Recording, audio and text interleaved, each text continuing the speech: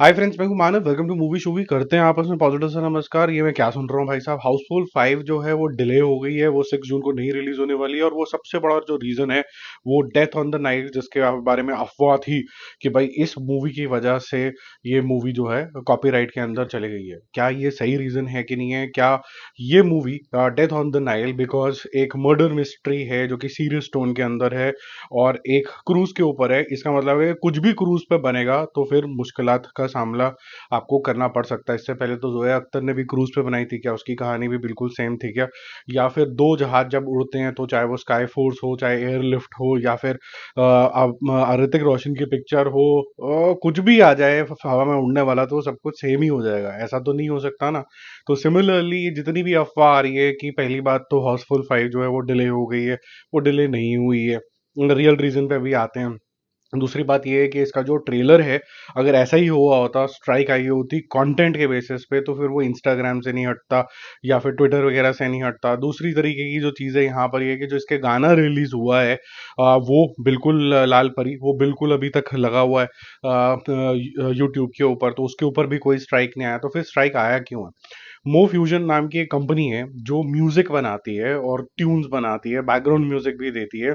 उनका मानना ये है कि हाउसफुल 5 के जो टीजर के अंदर कोई म्यूजिक यूज हुआ है वो शायद इनका है। इनको एट्रीब्यूशन नहीं मिला है या पैसे नहीं मिले हैं, तो उसकी वजह से स्ट्राइक आया। और यूट्यूब जो है आजकल काफी ज्यादा स्ट्रिक्ट हो गया, उसने एकदम इसको टेक डाउन कर दिया। तो किसका मतलब क्या है कि ये नाइल फाइल से लेना इसका कोई फर्क नहीं है, इससे कोई लेना देना नहीं है इसका।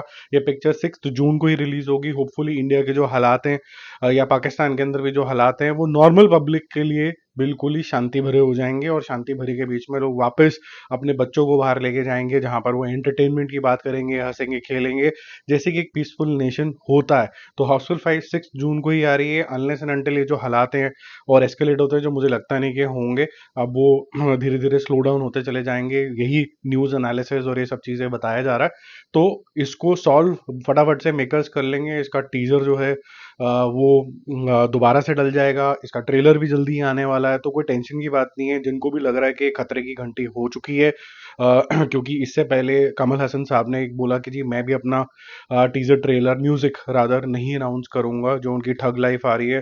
तो वो नेशन की वजह से उन्होंने बोला कि अभी ये मूड ही नहीं है कि लोग गाना बजाना करें या एंटरटेनमेंट की सोचें।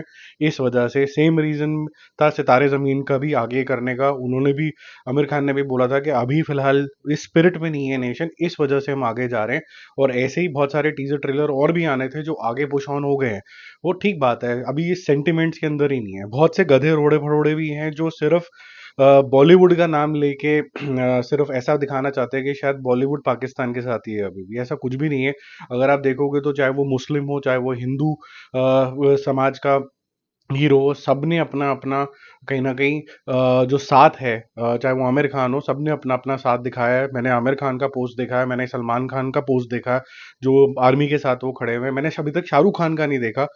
सैफ अली खान का तो कोई वो है ही नहीं, हैंडल ही नहीं है। तो उनकी जो मिसेज हैं करीना कपूर खान, उन्होंने डाला है। और सबने मोटे मोटे लेवल पे आर्मी के साथ खड़ा हुआ। यहाँ तक कि ऑपोजिशन भी जो है वो इस टाइम पे नेशन की सोच रही है। तो मेरे ख्याल से एंटी नेशनल तो वो हो गया कि हम एक साथ होने के बजाय जितनी भी कोशिश कर सकते हैं एक साथ होने की, वो करने की बजाय किसी को बांटने की कोशिश करें। तो मैं कभी भी इतना ज्यादा डिसअपॉइंट नहीं हुआ रोड़े शोड़े से, रोड़े बड़ोड़े जो भी इसका नाम है। ये आज मैं बहुत ज्यादा डिसअपॉइंटेड हूँ। ये टाइम नहीं है ये सब रोटियां सेकने का, ये रोटियां बाद में सेक लेना। जैसे कि आज के डेट में जो जर्नलिज्म हो गया है, जो मूवमेंट है हमारे सोल्जर्स की, वो कैमरा में कैप्चर कर करके टीवी पर डाल रहे हैं। और फिर आज इशू हुआ है मिनिस्ट्री द्वारा कि भाई अगर ये करोगे तो स्ट्रिक्ट एक्शन लिया जाएगा। ऐसे ही मेरे ख्याल से ये जो बंटवाने वाले काम है कि रश्मिका मंदाना ने बोल दिया कि हमें डी एस्केलेट नहीं करना चाहिए, एस्केलेट करना चाहिए, और बाकी लोग क्यों नहीं बोल रहे हैं। ये सारी जो चीजें हैं ना, ये मेरे ख्याल से ये भड़काऊ वाले जो बयान होते हैं, ये बिल्कुल भी शोभा नहीं देते हैं इस टाइम के ऊपर। इस टाइम पे सिर्फ एक ही चीज शोभा देती है कि कितनी ज्यादा प्रेरणा आप दे सकते हैं कंट्री को यूनाइट रखने के लिए। तो जितने भी बुद्धू लोग बोल रहे हैं कि एक तो कॉपीराइट लग गया क्योंकि उनको तो वैसे ही नफरतें फैलानी है, हमारी पॉजिटिविटी बिल्कुल जिंदा है। तो जेन्युइन बात आपको यहाँ पर मिल जाएगी। चाहे आप मेरे को इंस्टाग्राम पे फॉलो कर लेना, वहां पर भी मैं काफी कंटेंट डालता रहता हूँ। और चाहे आप व्हाट्सएप पे जो मेरा ग्रुप है, चैनल है, वहां पर भी आ सकते हो। वहां पर चाहे कोई भी चीज़ मैं डालता हूँ इंस्टाग्राम वगैरह पे, वहाँ पर भी साथ-साथ में आती रहती है। तो अगर आपको लगता है कि ये चैनल कुछ अच्छा काम करने की कोशिश कर रहा है, तो डू ट्राई दैट आउट, ठीक है? बाकी जय हिंद, थोड़ा भरोसा रखो और ये जो नेगेटिविटी है इस टाइम पे सबसे ज़्यादा ल्योर करती है, इससे थोड़ा-सा दूर रहो।